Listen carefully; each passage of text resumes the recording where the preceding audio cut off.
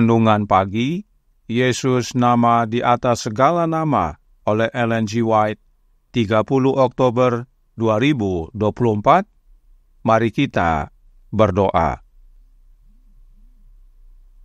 Bapa kami yang di sorga, Allah pencipta langit dan bumi, laut dan segala isinya, Allah yang maha besar, maha kuasa, sumber segalanya, yang kami sembah selalu melalui anak-Mu yang tunggal, Yesus Kristus. Terpujilah Yesus, anak Allah yang maha tinggi, yang adalah anak domba Allah yang menghapus dosa dunia ini. Pada pagi hari ini kami bersyukur boleh bangun dan berbakti, dan sebagaimana membaca dan mendengarkan nasihat firman-Mu, kiranya ini menjadi pembaharuan dan sukacita bagi kami semua, sebab hanya dalam Yesus kami menerima pengampunan dosa.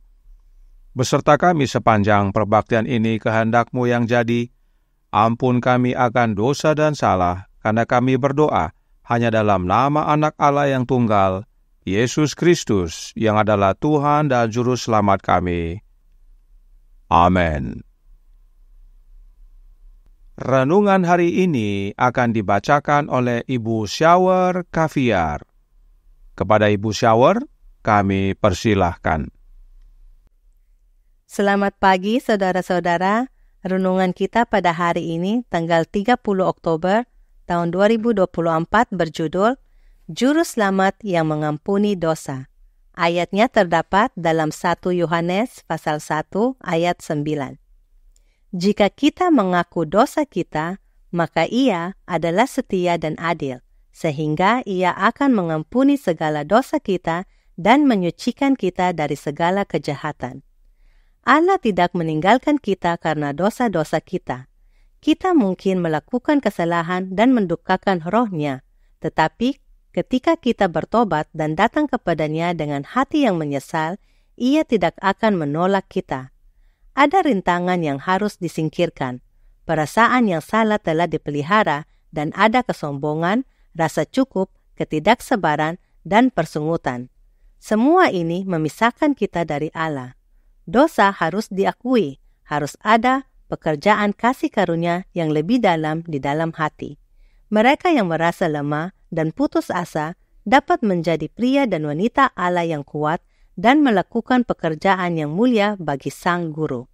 Tetapi mereka harus bekerja dari sudut pandang yang tinggi. Mereka tidak boleh dipengaruhi oleh motif yang mementingkan diri. Kita harus belajar di sekolah Kristus. Tidak ada yang dapat memberi kita hak untuk menerima salah satu berkat dari perjanjian kasih karunia, kecuali kebenarannya.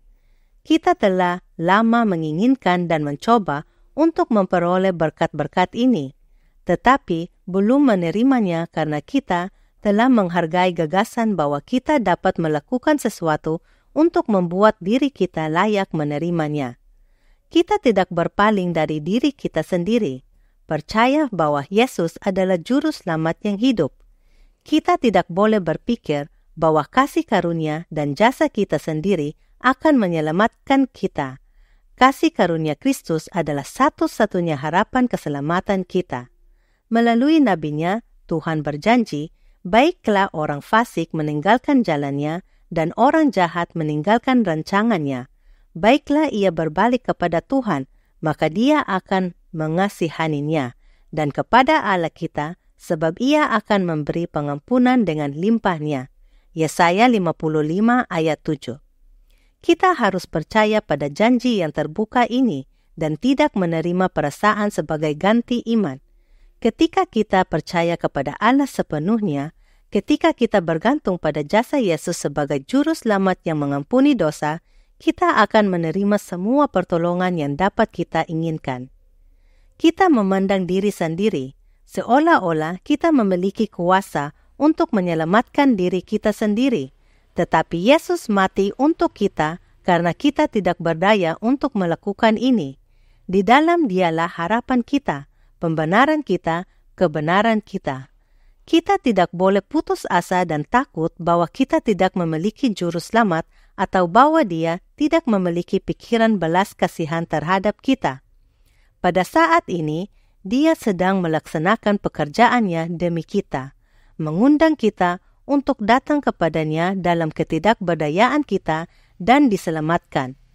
Kita tidak menghormatinya dengan ketidakpercayaan kita. Dikutip dalam buku Selected Messages, buku 1, halaman 350 dan 351. Terima kasih, Tuhan Yesus memberkati. Terima kasih atas penata layanan Ibu Shower. Tuhan Yesus memberkati. Selamat pagi saudaraku dalam Tuhan. Yohanes yang kekasih menuliskan dalam 1 Yohanes 2 ayat 1 dan 2 yang berbunyi, "Anak-anakku, hal-hal ini kutuliskan kepada kamu supaya kamu jangan berbuat dosa. Namun, jika seorang berbuat dosa, kita mempunyai seorang pengantara pada Bapa, yaitu Yesus Kristus yang adil.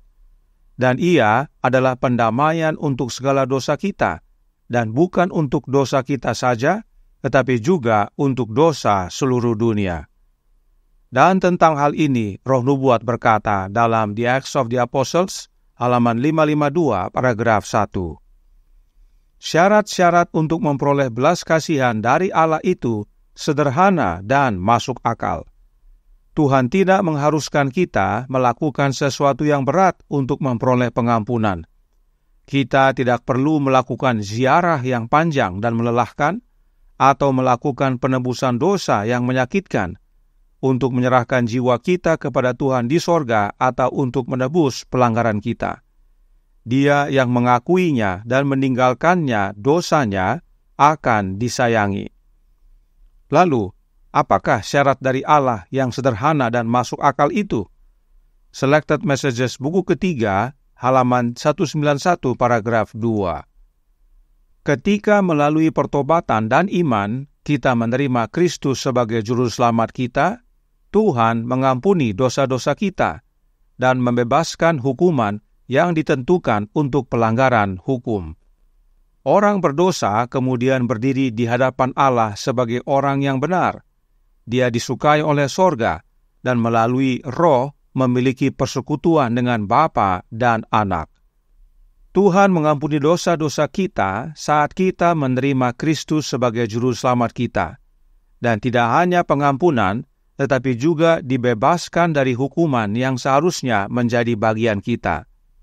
Lalu kemudian, kita dapat berdiri di hadapan Allah sebagai orang benar. Dalam penjelasan lainnya, Roh Nubuat menyatakan, manuskrip 71, 1896, paragraf 18 berkata, "Anak Allah yang tak terbatas dihukum karena pelanggaran manusia, agar orang berdosa diampuni melalui pertobatan kepada Allah, iman kepada Tuhan kita, Yesus Kristus." Kita menerima pengampunan hanya di dalam Yesus, sebab anak Allah lah yang dihukum karena pelanggaran kita. Dan bila kita sudah menerima pengampunan sepenuhnya, itulah yang disebut dengan pembenaran. SDA Bible Commentary Volume 6, halaman 1071, paragraf 8 berkata, "Pembenaran adalah pengampunan sepenuhnya dari dosa. Saat seorang berdosa menerima Kristus oleh iman, saat itu ia diampuni." Inilah maknanya pembenaran oleh iman, sebab kita menerima pengampunan oleh iman di dalam Yesus, dan kita dibenarkan oleh iman di dalam Yesus. Inilah dasarnya, Yesus adalah juru selamat yang mengampuni dosa. Pertanyaannya, apakah kita harus bertobat dulu, lalu datang kepada Yesus untuk menerima pengampunan? Oh tidak, kita tidak bisa bertobat dari diri kita sendiri. Perhatikan, Steps to Jesus halaman 21 paragraf 4 berkata, Roh Kristus menuntun kita untuk bertobat dan diampuni oleh Allah. Saudaraku dalam Tuhan, sudah jelas bahwa pertobatan adalah pekerjaan Kristus dalam hati kita, oleh kehadiran Roh-Nya Kristus. Itu bukan hasil pekerjaan diri kita, tetapi penarikan Roh Allah melalui Anak-Nya. Jadi, mau bertobat, kita perlu Yesus. Mau terima pengampunan, kita perlu Yesus. dan mau pembenaran, kita perlu Yesus. Semuanya tersedia hanya di dalam Yesus. Sebab Yesuslah Juru Selamat yang mengampuni kita. Renungan hari ini berkata dalam Jesus Name Above All Names, halaman 319, paragraf 3.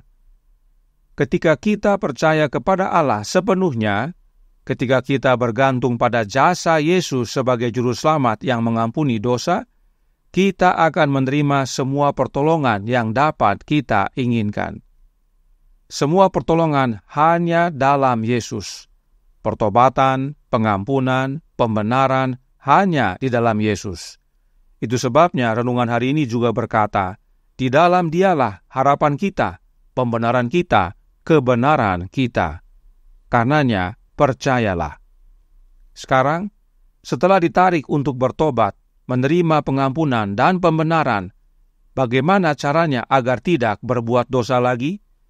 Steps to Christ, halaman 26 paragraf 3, berkata, Kristus adalah sumber dari setiap dorongan hati yang benar. Dialah satu-satunya yang mampu menanamkan permusuhan terhadap dosa di dalam hati. Tiap-tiap keinginan akan kebenaran dan kesucian, setiap keyakinan kesadaran akan dosa-dosa kita sendiri adalah merupakan bukti bahwa Roh Kristus bergerak di dalam hati kita. Inilah pentingnya untuk tinggal di dalam Yesus, yaitu dengan menerima Roh-Nya Kristus secara terus-menerus. Oleh kehadiran Roh-Nya Kristus, kita menjadi benci dosa, kita bertobat, kita menerima pengampunan, dan kita dibenarkan. Dan kita tidak lagi hidup di dalam dosa. Kiranya ini menjadi pembaharuan dan sukacita bagi semua, agar berdoa setiap saat, setiap waktu, meminta kehadiran Kristus dalam hati kita. Tuhan memberkati, saya bawa dalam nama Yesus. Amin. Mari kita berdoa. Bapa kami yang di sorga, Allah pencipta langit dan bumi, laut dan segala isinya, Allah yang maha besar, maha kuasa, sumber segalanya, yang kami sembah selalu melalui anak-Mu yang tunggal, Yesus Kristus. Terima kasih atas nasihat indah dan menguatkan pada pagi hari ini, bahwa pekerjaan pertobatan, pengampunan, dan pembenaran, semuanya adalah pekerjaan Kristus dalam hati kami. Dan untuk itu penting bagi kami untuk menerima Dia berkuasa dalam hidup ini. Karenanya tolong kami ya Bapa, karuniakanlah roh anak-Mu dalam hati ini, sebab hanya oleh kehadiran Roh Kristus dalam hati kami, maka kami ditarik kepada pertobatan, dan bila mana kami bertobat, kami menerima pengampunan, dan bila mana kami menerima pengampunan sepenuhnya, itulah pembenaran, dan oleh kehadiran Roh Kristus dalam hati kami setiap saat, setiap waktu, kami membenci dosa dan tidak melakukan dosa lagi. Beserta kami sepanjang hari ini kehendak-Mu yang jadi, ampun kami akan dosa dan salah, karena kami berdoa hanya dalam nama Anak Allah yang tunggal, Yesus Kristus, yang adalah Tuhan dan Juru Selamat kami. Amin.